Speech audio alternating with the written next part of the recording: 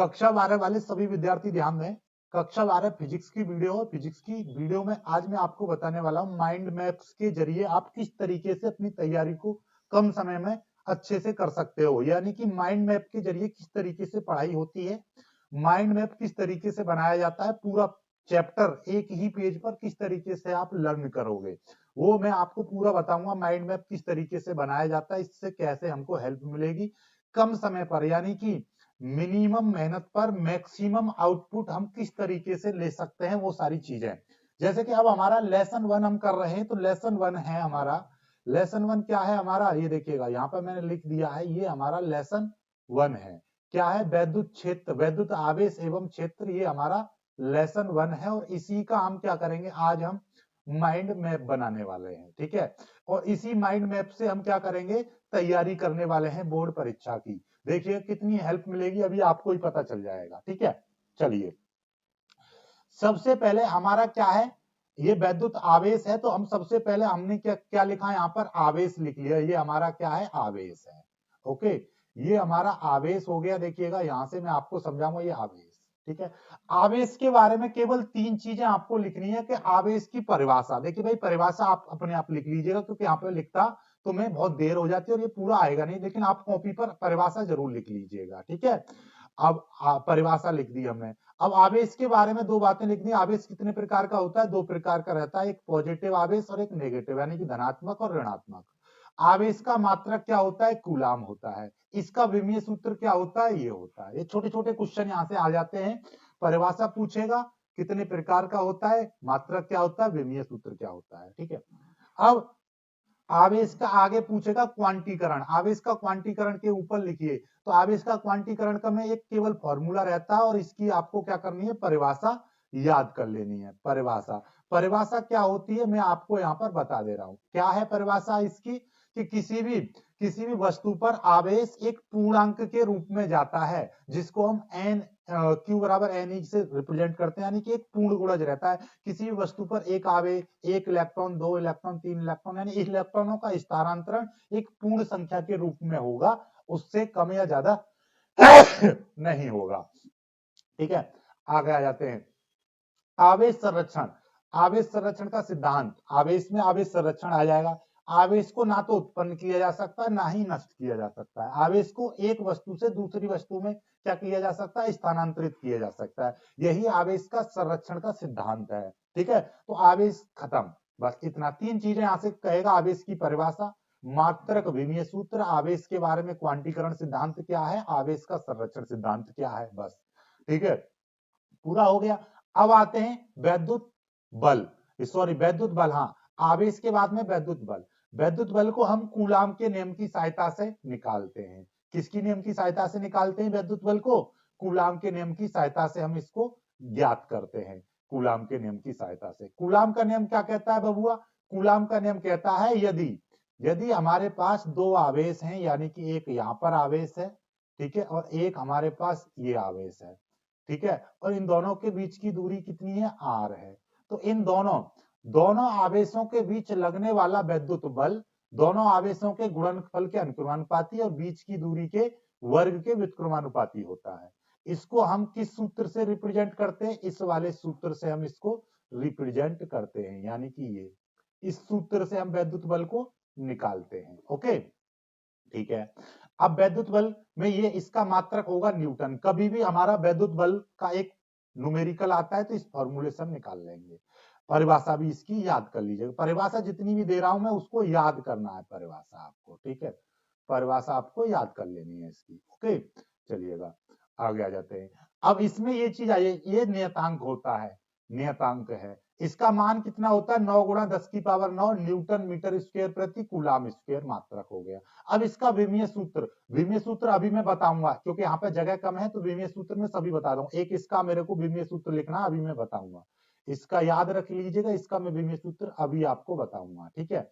चलिएगा, अब आ जाते हैं, इसमें पूछेगा, ये आ गया कि ये जो इसमें ये एप्सिलॉन 0 आया है, इसको निर्वात अथवा विद्युत की विद्युतशीलता कहते हैं, निर्वात अथवा वायु की विद्युतशीलता कहते हैं। इसका मान 8.85 गुणा 10 की पावर -12 कूलाम स्क्वायर प्रति न्यूटन मीटर स्क्वायर।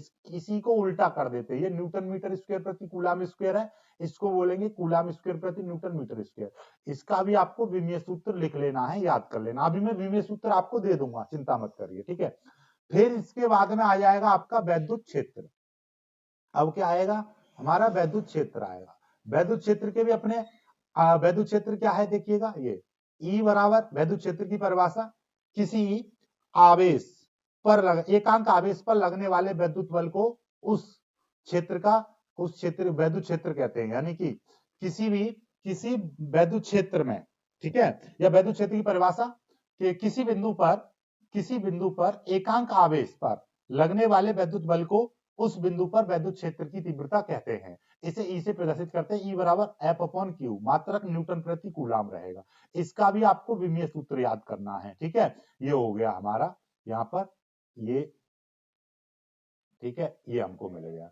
अब यहां से हम एक चीज के बिंदु आवेश के कारण वैद्युत क्षेत्र, किसी बिंदु आवेश के कारण वैद्युत क्षेत्र कितना होता है बबुआ, ये होता है, इसको भी लर्न कर लेंगे। किसी बिंदु आवेश के कारण वैद्युत क्षेत्र कितना रहता है, ई बराबर 1/4πε0 Q अपॉन R, ये होता है, ये अभी लगेगा आगे, ठीक है। फिर वैद्युत क्षेत्र में एक चीज और आती है, वैद्युत बल रेखाएं। वैद्युत बल रेखाओं की परिभाषा याद कर लेनी है आपको, परिभाषा के साथ साथ गुण। जैसे कि वैद्युत बल रेखाएं धनात्मक आवेश से शुरू होती हैं, उत्पन्न होती हैं, ऋणात्मक आवेश पर आकर खत्म होती हैं। दो बल रेखाएं एक दूसरे को कभी काट नहीं सकती हैं, ये काल्पनिक रेखाएं होती हैं, ठीक है। इस तरीके से इनके गुण याद कर लेने हैं आपको, ठीक है।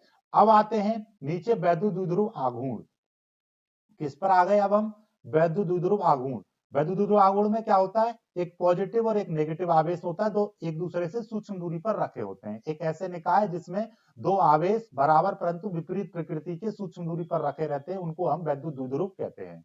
वैद्युत द्विध्रुव आघूर्ण P बराबर फॉर्मूला होता है Q इंटू 2L, इसका मात्रक कूलाम मीटर। विमीय सूत्र अभी मैं आपको बताऊंगा, ठीक है। चलिए आगे, वैद्युत द्विध्रुव आघूर्ण से ही तीन चार चीजें बनती हैं। वैद्युत द्विध्रुव आघूर्ण के कारण वैद्युत क्षेत्र क्या होता है, एक अक्षीय स्थिति में वैद्युत क्षेत्र, वैद्युत द्विध्रुव की एक निरक्षीय स्थिति में वैद्युत क्षेत्र। तो अक्षीय स्थिति में वैद्युत क्षेत्र का फॉर्मूला ये रहता है, E बराबर 1/4πε0 2P अपॉन RQ।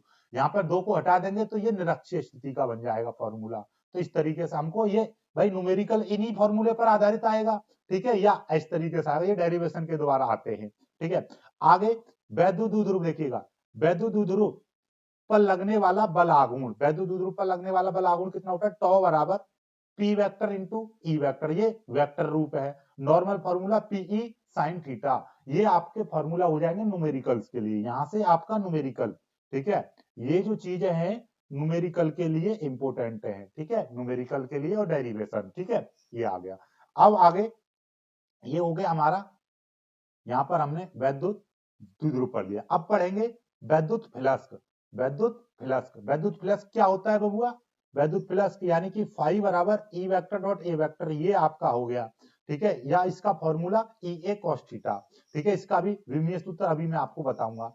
अब वैद्युत फ्लक्स के बाद में आ जाता है गॉस की प्रमेय। गॉस की प्रमेय क्या होती है, किसी भी बंद पृष्ठ पर बंद पृष्ठ के कुल आवेश का एप्सिलॉन 0 गुना होता है, ठीक है। किसी भी बंद पृष्ठ का वैद्युत फ्लक्स उस आवेश के नेट आवेश का एप्सिलॉन 0 गुना होता है, इसी को हम गॉस की प्रमेय कहते हैं। इसकी परिभाषा याद कर लेना, ये इसका सूत्र है, न्यूमेरिकल में भी लगता है।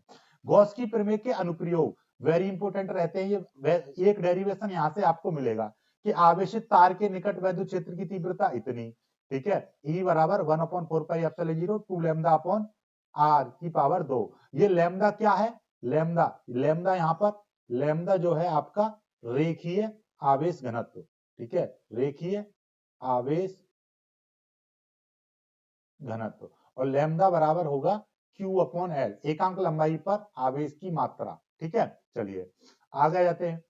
समतल चादर के निकट वैद्युत क्षेत्र की तीव्रता इतनी होती है, सिग्मा अपॉन 2 एप्सिलॉन। सिग्मा क्या है, पृष्ठीय घनत्व, पृष्ठीय आवेश घनत्व, ठीक है। अब समतल चादर, और ये कैसी है, अचालक रहेगी, समतल चादर अचालक है, और समतल चादर यदि चालक प्लेट है तो उस पर E बराबर सिग्मा अपॉन एप्सिलॉन 0।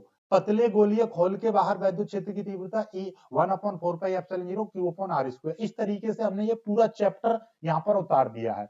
अब ये पूरा चैप्टर आपको एक कॉपी पर लिख लेना है और यहाँ पर परिभाषाएं लिख लेनी है, तो आपके याद हो जाएगा।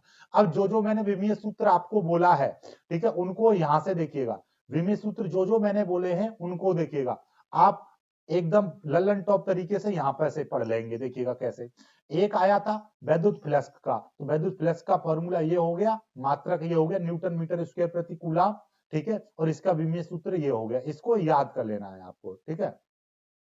आगे वैद्युत आगे देखिए ये रहा, वैद्युत आवेश का फॉर्मूला ये हो गया, मात्रक ये, विमीय सूत्र ये, ठीक है। वैद्युत बल का मात्रक न्यूटन हो गया, विमीय सूत्र ये हो गया। इसका मान ये हो गया, मात्रक ये हो गया, विमीय सूत्र ये हो गया, ठीक है। स्क्रीनशॉट ले लीजिएगा। ε0 को निर्वात अथवा वायु की विद्युतशीलता बोलते हैं, मात्रक ये हो गया कूलम स्क्वायर प्रति न्यूटन मीटर स्क्वायर, इसका मात्रक हो गया, विमीय सूत्र ये हो गया। इसको लर्न कर लेंगे। वैद्युत क्षेत्र की तीव्रता E F/Q, मात्रक न्यूटन प्रति कूलम, विमीय सूत्र ये हो गया। इसको लर्न करना है आपको, ठीक है। वैद्युत ध्रुव आघूर्ण ये कूलम मीटर, विमीय सूत्र LTA, फिर वैद्युत फ्लक्स मात्रक ये, विमीय सूत्र ये, ठीक है। इस तरीके से आपको याद कर लेने हैं, ठीक है। तो अब बताइए आपको माइंड मैप से पढ़ाई समझ में आई या नहीं आई। माइंड मैप अच्छा लगा है तो कमेंट करके बताइएगा, ताकि मैं और चैप्टरों के बना सकूं। और नहीं आ रहा है समझ में तो कोई दिक्कत नहीं है, फिर माइंड मैप नहीं बनाए जाएंगे, तो कमेंट करके जरूर बताइएगा।